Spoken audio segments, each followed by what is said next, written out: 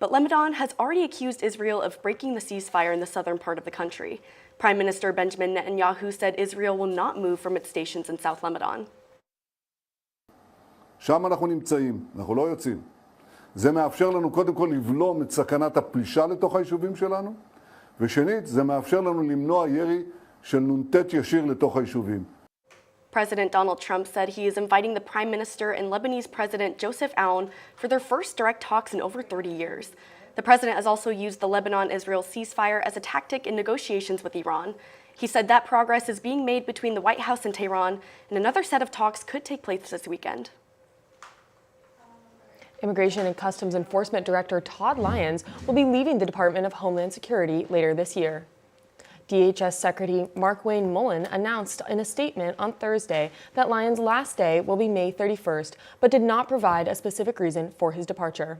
Born in South Boston, Lyons has been the director of ICE since March 2025. Known for carrying out immigration crackdowns in Democratic cities across the U.S., including Minnesota, where 2 U.S. citizens were killed earlier this year. The administration has not yet announced who will be fulfilling his role. The past few weeks, we've been closely following this year's student government election race. Our correspondent Afia Asamoah was at Sunday's announcement dinner to capture the moment Aspire to BU won this year's race. 1, 2, 3, election, go! The votes are in, and Boston University Student Election Commission hosted its annual announcement dinner, which featured parting messages and new beginnings. Our 2026-27 Student Government Executive Board, Aspire to...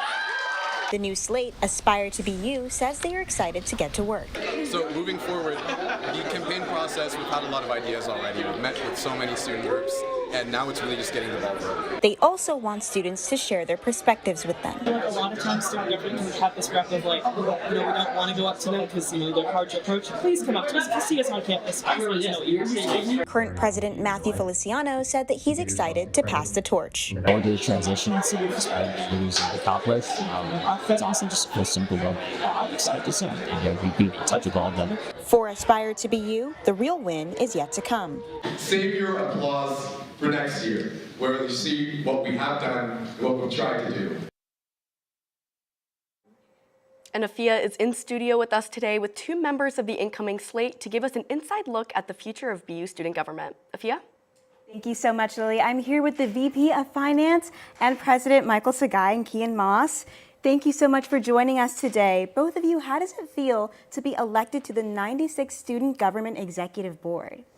Yeah, so I think going into it, a lot of it was being able to know that we could properly represent the many students at BU and be able to take on the very hard issues that we've had to inherit, but also that have been long-standing in BU's community. And I think we did our due diligence in meeting students where they were, in student groups as well. So having that mandate to be able to represent them now is quite honestly an honor for all of us on Aspire to BU.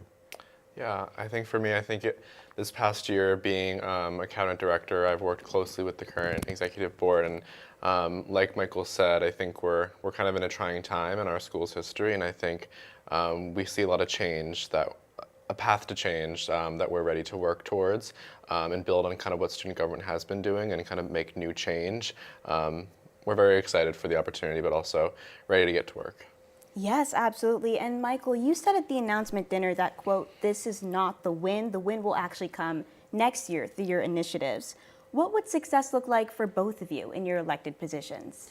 I think all that student government is really about is being able to properly meet people, be able to take in ideas, be able to be present on campus, and be able to hear the concerns of students and student groups, and then bringing it to administration, and being able to ask them what are the next steps, who can we talk to, and then following through with that so that we can turn back to students, not just to say that at least we tried, but also to take the effort in order to see their efforts brought to fruition. Yeah, I think for me as the Vice President of Finance, something we've heavily campaigned on is club and organizational funding, as well as broader university funding cuts. So I think for me, success would look like proper advocacy in that space and ensuring that those student groups or research centers feel heard through us as a student government administration. And something that we kind of regularly talked about throughout the campaign was that when we go and meet with these clubs, it's not an endorsement, it's more so a partnership. So we're like, having these conversations and having it ongoing throughout the summer, throughout next year, so that, you know, when we meet during campaign, that's the first kind of interaction, then we'll keep going from there and keep finding ways that we can help organizations on campus, and so that's kind of how success would be defined for me. Yeah, absolutely. And on that note, Kian, you said that you wanted to, quote, be a voice for students amid university-wide funding cuts. And so what's your course of action to foster accountability from the allocations board? Yeah, I think it's a great question. I think, you know, we've already started doing the work. We met with our advisor at the Dean of Students office yesterday, and we started getting the ball rolling on those conversations on what transparency looks like. You know, we have a different definition of kind of how allocations board transparency should go, but I'm sure they and other groups on campus have a different one. So finding a way that we can find common ground and so that students can feel like they properly understand the allocations process, and so they feel like it's like respected and they're right. Yeah, absolutely. And transparency is a big word for both of you. I mean, it was mentioned in your policy brief many times. What are some areas that you feel Aspire to BU can kind of strengthen communication between students and also the university administration? So specifically with students, one thing that we identified as the top way in order to properly disseminate information to students and also be able to properly show the initiatives that we're going to do is through the partnerships with student organizations. Quite frankly, for most students, organizations are the hubs in which they're able to get information about campus, where they meet together in order to, you know, conduct whatever activities that they're interested in, whether it be a cultural organization or academic and business or professional organization. Those kinds of places, and partnering with them and being able to get ideas primarily from student groups, from within them also students, we're able to see that we can communicate with them, and a lot of people's largest issues on campus stem from how they participate and how they represent themselves in the groups that they are a part of and are interested in.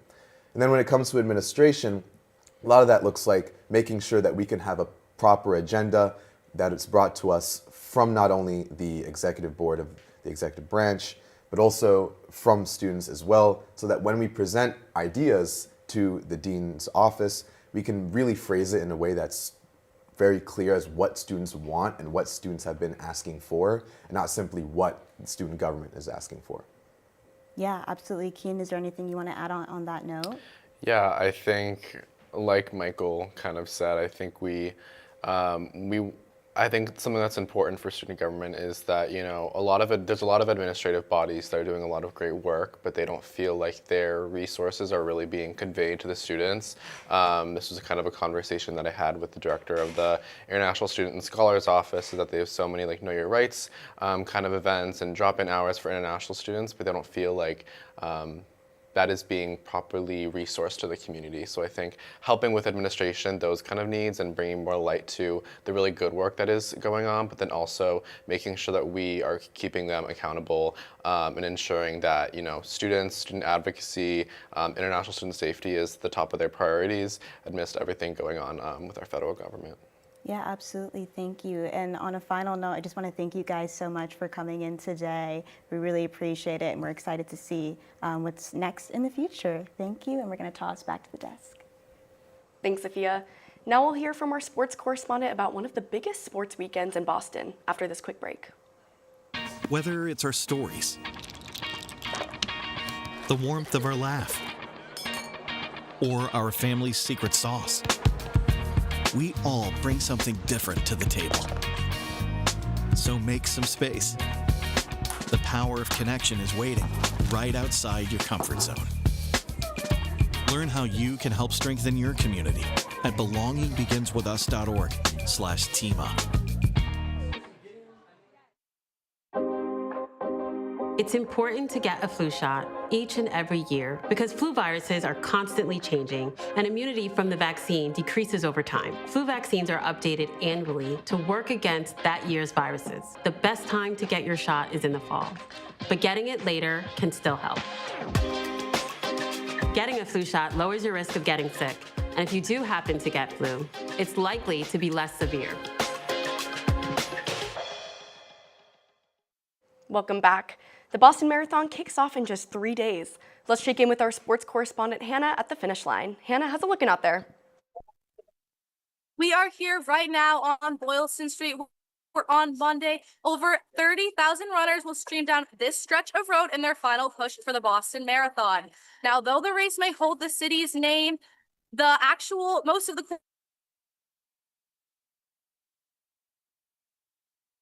outside of the city. In my hometown of Hopkinton, the race will commence, and then cities will go through Ashland, Framingham, Natick, Newton, Brookline before they make their way here in Boston. This is the 130th installment of the race, and the city is absolutely buzzing. As you can see on my right over here, Marathon Sports is hosting an event where athletes can pick up their marathon memorabilia. And on my left, athletes and different people can place marathon daffodils in honor of the victims of the marathon bombings back in 2013. The race will commence at 9 o'clock with the men's wheelchair division starting. Then pro runners will begin at 9:30 and 9:45 respectively, and the remaining waves will begin at 10 a.m. This year, there are over 10,000 volunteers, including 1,800 medical staff across the course. A total of 193 nonprofit organizations are part of the Bank of America Boston Marathon official charity program. I'm actually here with a charity runner right now, Drew Jamison, a Boston native. Drew, is this your first time running the marathon? It is. And what is your charity organization? Can you tell us a little bit about it? So I'm running for a charity called Re-Equipment. It is the inaugural team for Bob Hall, which we just lost. He was the first wheelchair winner here at the Boston Marathon. The charity will refurbish all medical equipment and give those in need. So it's very special for me, being born and raised here, being able to run it for the first time. I'm looking forward to it. Of course. And what have you heard about the course? Have you been prepared by other people that have run it in the past? Yes, so I picked the brains of many, including Bob Hall. I was told overall the main thing to know is the first 5 miles it's a pretty steep downhill. So you want to save your legs, come out slow, respect the course, and just prepare for 18 to 22 when we hit those moving hills. How are you feeling? Are you excited? Are you nervous? How's your anticipation I right gotta now? say, I'm a little bit of everything. I'm excited. Body feels good, but still looking forward for the unexpected. Of course. Well, best of luck running on Monday. I know that I will be here watching the finish line. But back to you guys at the desk. Thanks, Hannah. Looking good out there. In other Massachusetts news, Massachusetts Governor Maura Healey announced a social media bill that could limit social media for teenagers. The bill would require social media companies to deactivate infinite scrolling and, quote, addictive algorithms, along with adding new privacy features like disabling location tracking for those under 18 years old. Healey emphasized that the bill is not a ban, but instead says it's a goal to protect young people by taking power away from companies and putting it in the hands of parents and users. Tech experts say enforcement, however, could be like opening Pandora's box of privacy concerns. The Massachusetts House spokesperson said that the House looks forward to working with the Senate to pass legislation that protects young people. Boston Logan Airport is introducing a new shuttle program designed to make getting to and from the airport quicker and more affordable. Starting Thursday, Massport is collaborating with Uber and Lyft to offer shared van rides where passengers can book individual seats. These shuttles will be running on set routes and schedules, providing both flexibility and reliability for travelers. An extra bonus is that passengers using the shuttle will receive a ticket to skip, allowing them to jump to the front line of TSA. This is all a part of an initiative to improve and modernize ground transportation as travel demand in Boston increases. Lawmakers are considering a ballot question where voters could approve a state income tax cut from 5% to 4%. The proposal, which would be voted on this November, could boost the economy and increase affordability across the state. The question has put organizations across the state at odds, debating whether the benefits outweigh the risks.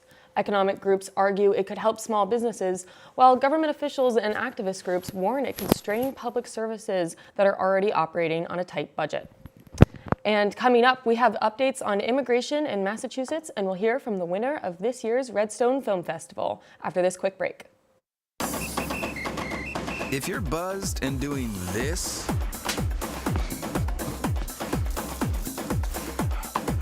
to make yourself feel okay to drive, ZWX.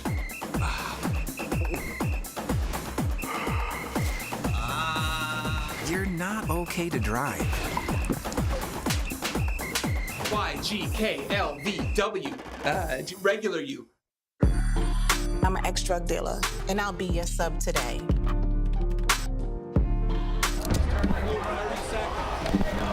2 milligrams of fentanyl can be lethal. A lethal dose is in here. Who gets it, I won't know. It's cheap, it's potent, and it's profitable. The sad reality is, fentanyl is being mixed into everything now. More kids should know.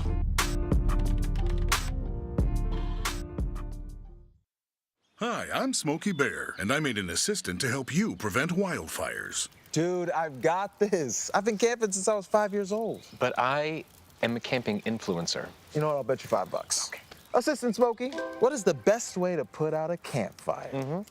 To put out a campfire, drown with water, stir, drown again. Then make sure the fire is out cold by feeling with the back of your hand. Wait, really? I'll take the $5. A high school senior in Connecticut is now in immigration detention after being taken into custody by ICE during his spring break last week. 18-year-old Rian, an Afghan national, legally entered the U.S. with his family in 2024 under humanitarian parole, which is set to expire in October this year. He's now being held at a detention center in Massachusetts. Immigration attorney Laurent Peterson, who represents Rian and his father, says there is no lawful basis for his detention. And this breakdown of the rule of law and the chaos and the pain that ensues from its breakdown is what we're seeing going on with this family. The consequences are real. They're not just hypothetical. They're real. The Department of Homeland Security says Rian was arrested for immigration violations and will remain in custody pending court proceedings.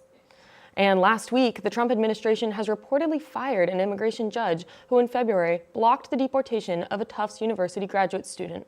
Rupal Patel, based in Boston, had terminated the removal proceedings against Tufts student Rumeja Öztürk after ruling that DHS did not have enough evidence to deport the student.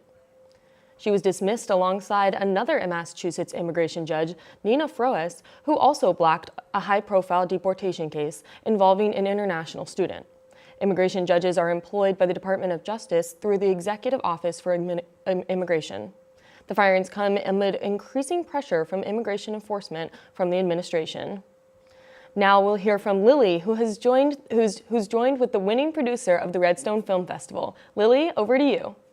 Thanks, Fiona. I'm here with Sofia Gonzalez Irigoyen, who produced the award-winning film Si Solamente. Sofia, thank you so much for being here with us today. Thank you for having me.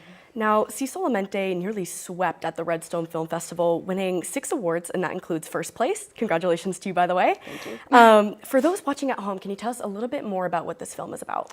So the film entails the story of a girl named Esme. She's 17 years old, and she has her family with her and her little brother called Juan Diego. And the story kind of takes us through that story of what happens in a situation when the parents are deported and the kids are left behind, which is a very real situation happening, and it's been happening for years. It's not anything new. The interesting thing about the story is that within the months of making it to now premiering it and now showcasing it at film festivals, the message of it has changed alongside with the time. So it's really interesting how the story has become something a lot more than what was intended, but it was always intended to be like a human story rather than a story about immigration in itself. It's more about the people that are affected by the situation rather than the situation itself. So we try to maintain it as a human story all throughout. Yeah, and you were telling me before this that you are an immigrant yourself from Mexico. So what did it mean for you to bring a story like this to life, especially given the current political climate? Well, it meant the world. When I saw Curlin, my director, when I saw her name on the list and I saw the script, I recognized what it was, the story. So the way that it works is that I, as a producer, get to choose a director. So I immediately knew that I was going to go with Curlin. And it meant a lot to me in the sense that I had always strived to produce stories that meant something for me, and not even just for myself, but for my family and the struggles that we had to take along as we came to the U.S. It meant a lot in the sense that I also just became a citizen back in June. And so I was coming off of that hurry and everything. And I was in Los Angeles while all the riots were happening. And so it was very timely in a manner. But it felt right, if that makes any sense. It was a struggle in itself to have to deal with that topic in the moment. And there were a lot of conversations that included my team and included my professors and included me and the director, and just about whether we should keep going or we shouldn't. But we did all ultimately decide that this was if anything, the moment to tell a story like this. So it meant a whole lot. And what was it like to present this work, which was so personal to you, in front of such a massive audience? It was nerve-wracking for sure. But it was more than anything just really rewarding to see the work that went into it pay off.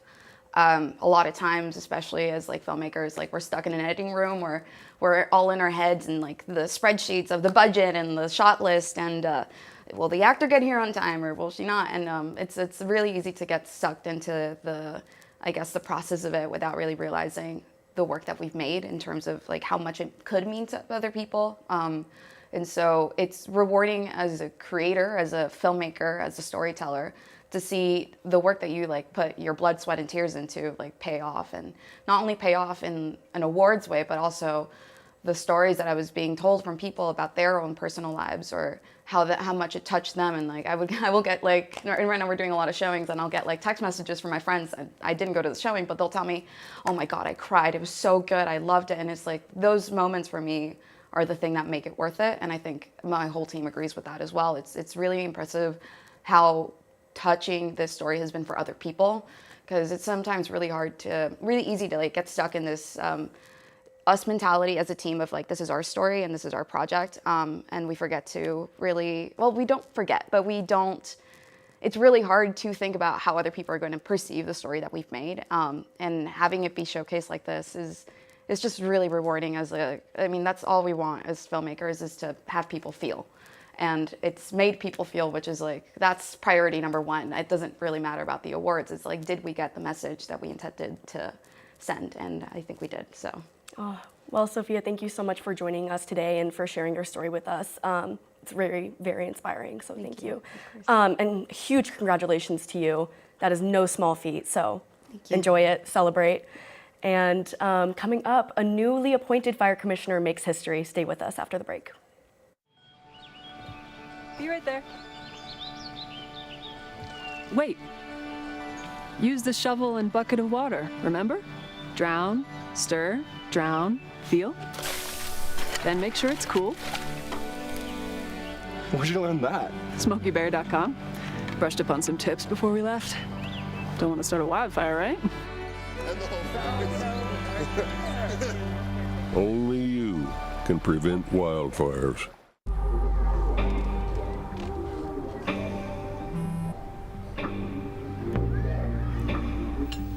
I don't know why you're so sad. You've got a roof over your head. Bro, you gotta stop with that depression stuff. That's a white people thing. Escúchame, en esta casa los hombres no lloran.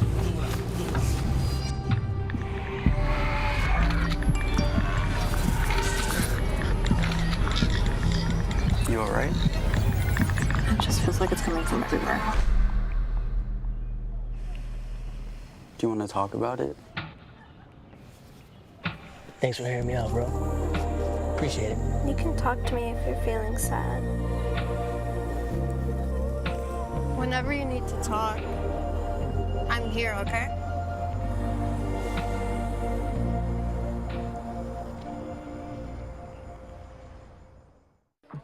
How do you know when you've made the right decision? It's the feeling you get in your gut. The one that tells you what's right or wrong. It's the one that says, sure, I can have a drink. Or the feeling that says, okay, I've been drinking. Now what? It's the voice inside you that says, I'm buzzed. Better leave the car when it's time to go. Plan ahead. Catch a sober ride. Buzz driving is drunk driving. Now we have our politics correspondent, Catherine Markello, live in the field to tell us about Boston's new fire commissioner who's making history. Catherine, what can you tell us? Rodney Marshall was appointed as Boston's first Black fire commissioner on Tuesday. A lifelong Bostonian, Marshall was born and raised in Dorchester and attended Boston College. Mayor Wu made history by appointing him as the city's first ever Black fire commissioner. Marshall joined the department and to rise through the ranks, learning the job at every level and earning trust every step of the way. Marshall joined the department in 1991 and has held numerous roles since. For the last 4 years, he has served as the department's Chief of Operations Support.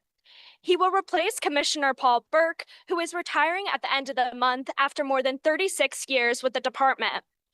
A formal swearing-in ceremony is expected to be held for Marshall in the coming weeks. And have you heard any talk about how Marshall is handling the transition into his new role?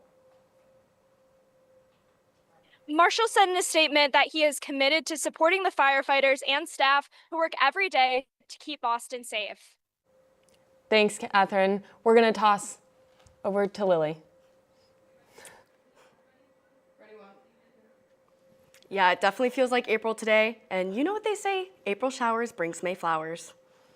Well, you know what else April brings is college decisions. Isn't that the best and the least stressful time of the year? Now, after the break, we'll hear more about how BU students' college decision process went this year.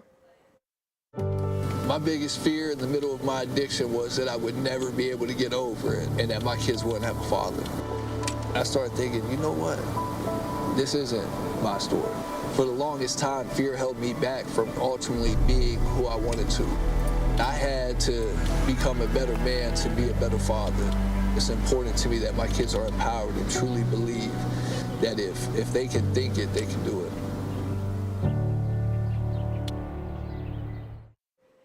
Welcome back. We're going to send it over to our campus correspondent to hear from BU students about why they chose BU.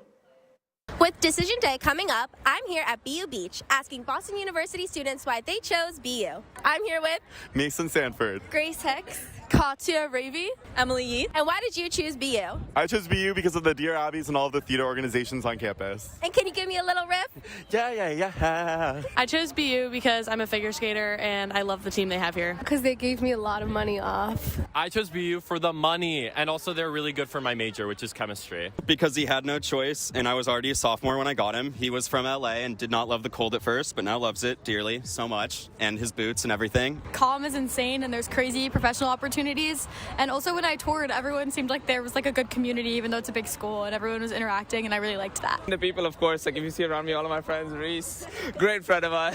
Because of the great business school as well as the great mix of campus and city. I chose BU because of the academics and the opportunities the city can provide. I chose BU because of its amazing location, its international population, and because BU is super, super diverse. A bunch of people in my family went to BC. Because I think it's a great location in a city with a lot of opportunities. I'm here with Bean. And Bean, why did you choose BU? And that's it from the beach. We'd love to know why you chose BU. For Good Morning BU, I'm Cameron Morales. All right, Lily, it is one of the biggest weekends of the year in Boston. What are you doing for the marathon? Oh my gosh. Well, first of all, my best friend is coming from Holy Cross in Worcester. She's coming to visit me. I think this is her first time that she's actually ever visited me at BU, which is so funny because we're just like 30 minutes along the commuter rail. But she's coming, she's gonna stay the night, and I think, honestly, we're just gonna keep it mellow, get breakfast, and watch the marathon, and I think we're gonna try to be at the finish line. So what about you? What are your plans? So awesome. I'm also trying to be at the finish line. I'm really excited. I am not originally from Boston, so I'm so excited to start being a part of the marathon. It's such a special tradition. Oh, that is so special, and I'm so excited for you. Well, that is gonna do it for us this week at Good Morning BU. I'm Lily Chapman. And I'm Fiona Brights Holton. Stay safe and have a great weekend.